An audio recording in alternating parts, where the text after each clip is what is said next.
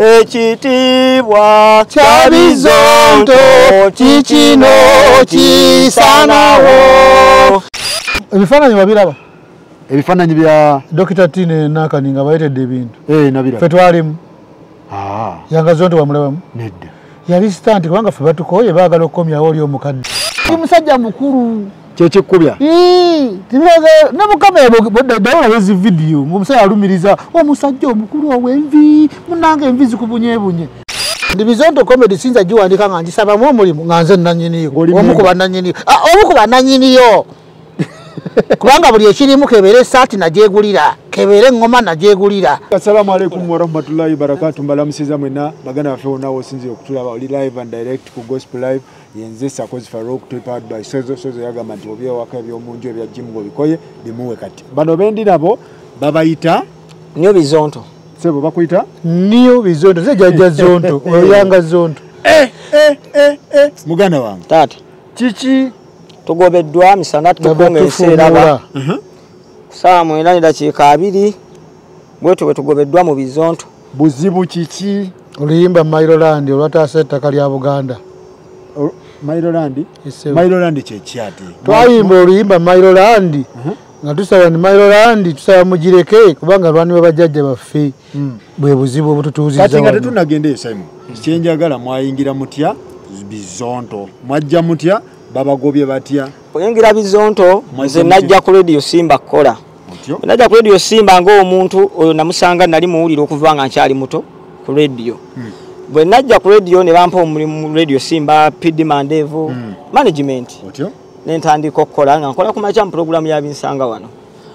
Twakola mu Binsanga wano ndowooza nali nakamalamu omwaka gumu ne bwajjawo ekyokukola Bizonto. Ekintu ekyo idea ni agireeta. Idea yagireeta. Nze mmanya bumanya nti Dr. T alesa idea n'agiwa Ssaabazonto Kidomoole netandikiraawo. Ssaabazonto kwe kugamba naye tukole bangi tube bangi. Kubanga wano tiimu weeri gye tusobola okukola ki? Kola nayo.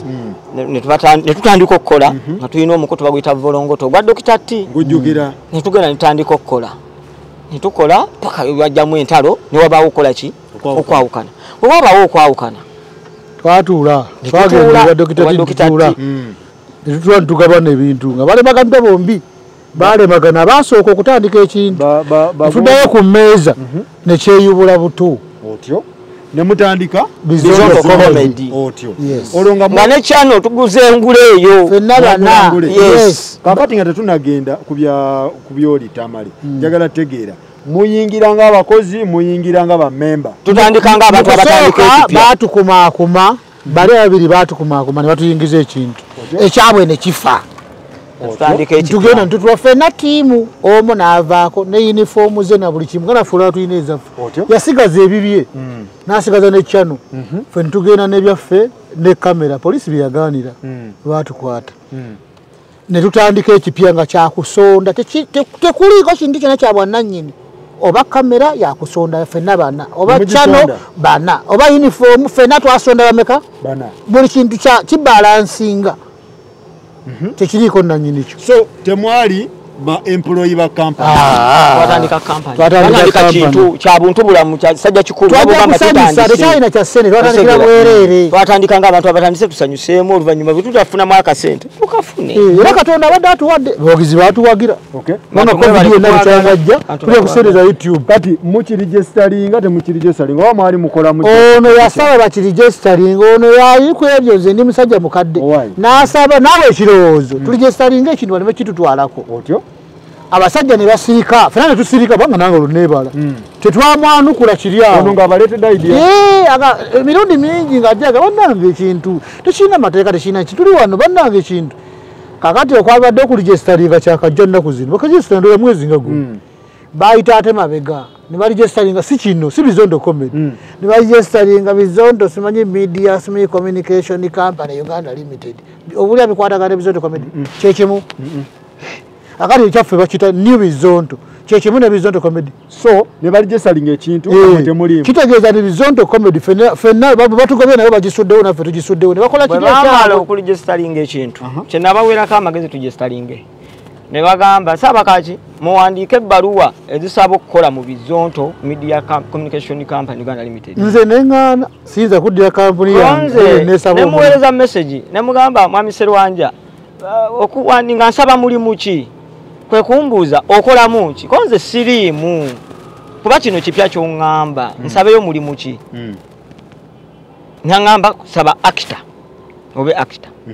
Ko nze kale nempandiika olwani agamba Sserwanja Ssaabazonto otyo nempandiika ndabe kye kigenda mu maaso nga kino kyali gyesalinze nga kiki kirala kati obwongo bwange nga bugamba alina ekintu kyawandiisizza kipya oba yensonga lwaki namubuuza nsabemu mulimu ki era namubuuza nsabe bwa manejja nsabemu ki kale yaddamu nga si bulungi naye nze sibitwala nnyo sirias kuba siri muyombi nnyo n'awandiika nempandiika ebbaluwa nagaana nasooka okugaana at the end of the day naweereza ebbaluwa ezitujjukiza ffenna buli omu baagimuwa nti olina owandiika mbajjukiza bammemba nti Mwami Ssaabakaaki Simon Peter yakuza omwezi wezi deadline tesukkawo nempandiika ebbaluwa ne bampa contract byo nembiyitamu amateeka agaddukanya kampuni yonna eyiye gyawandiisiza leero nenzija sooka osiremu awo oyawandiika akyali awo nze saawandiika ekiŋŋaana okuwandiika ndi Bizonto Comedy sinza giwandiika nga ngisabamu omulimu nga nze nanyiniyo omu ku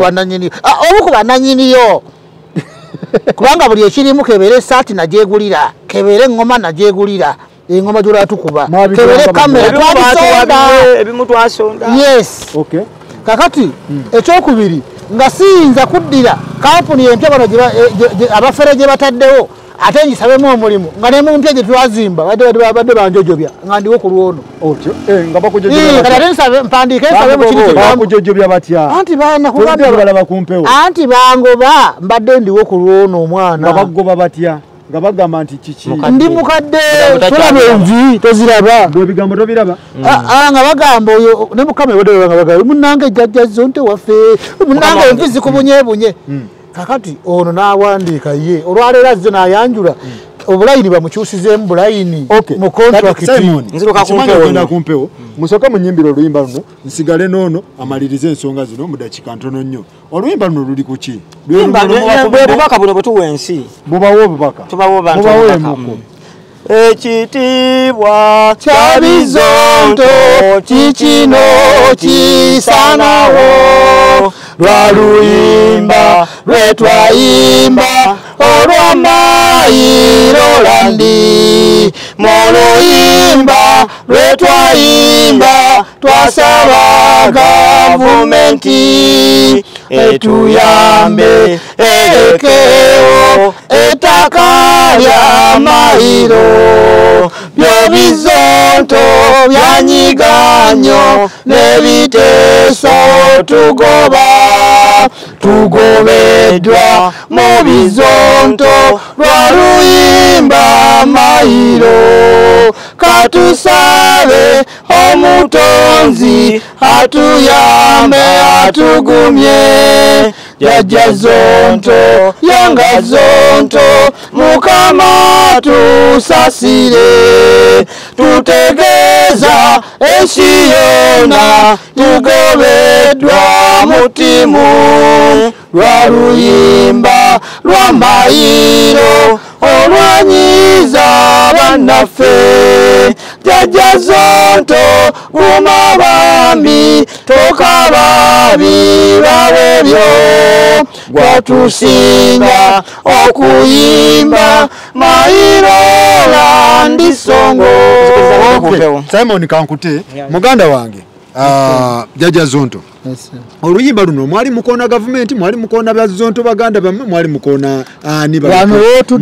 oluyimba lwe lwabaleetera obuzibu wano wootudde wonzigirako bayiti oba amawulire singa sijjajjaawo singa toliiwo oluyimba twayimba nga tusaba Mayiroland mugireke kubanga eriwo ku lwa bajjajjaffe n'olw'ensonga eyo tugireke kubanga ffenna etukuumye buli ggwanga kwerire emyaka awo gyonna kwerina buli kimu tetwali lutalo ate bannaffe twali tugenda kuyimba oluyimba omulenzi oyo nga bamaze okungoba omulenzi yasaba tuwandiikeyo oluyimba tusobole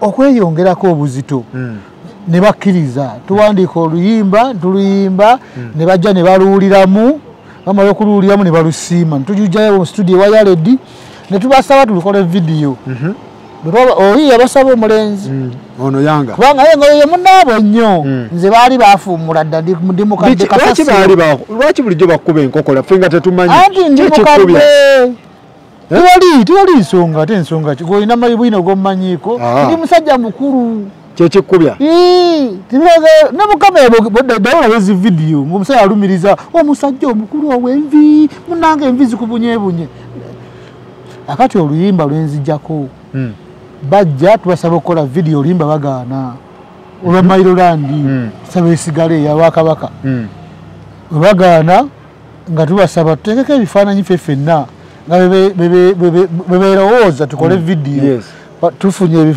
ebifaananyi mu kanzu tusobole obiteekako audio bigende ku YouTube channel yaffe Bizonto Comedy era baagaana bwe twavaawo nga tukola provision aba babiri ne Yanga Zonto nga tugireeta nga tubagamba nga mukyerowooza okukola vidiyo ya Mailolandi mugira muteekayo no provision ku channel yaffe nga nammwe mwongere okumanya oluyimba egira evaamu ebibala otyo baagaana duteekako nti ki tewali nsonga gye bawa bakirwanyisa bulwanyisa gwegenda okebere ku YouTube yaffe Bizonto Comedy olabe oba oluyimba Mailolandi olwayimbibwa Yanga Zonto ejaga Zonto olaba bagyeruuli teruliiyo bagamba tuteeka ku channel empe bagiyita New Bizonto mwakola channel tugenda tuukawo kati nga tumaliriza jjajja Zonto kyenjagala otegeera bagamba akasente kano n'abakazi n'okuloga mu gurupu byebisinza obbaleetera obuzibu lwaki mubadde mweroga akati ekisinga obukulu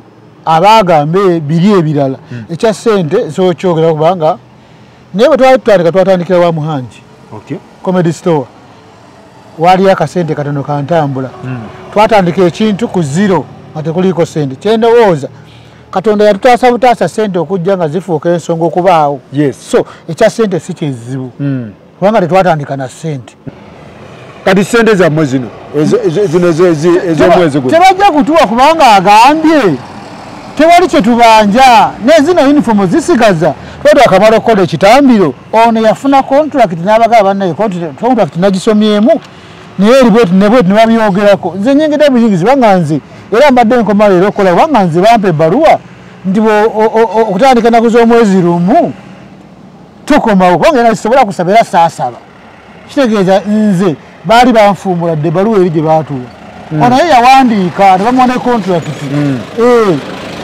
ono yegaseeko bwegaase okutufuumuulira awamu era ne tutambula nga bwe tuli kyekiddako ne bakola channel yaabwe gye bayita New Bizonto kwe kuli oluyimba lwa Kabaka kikyemuzaako after bagoba kyenjagala kyetuzaako Katonda yakimanyi kubanga tomanyi byanca ekikulu batugobe buggo ekyo kye tuyina naye ekirungi Katonda yatuwa kapita ebeera wano kati Katonda tulabe nawulira mbu oli Kali Kabadi ku gundi ku Dr. T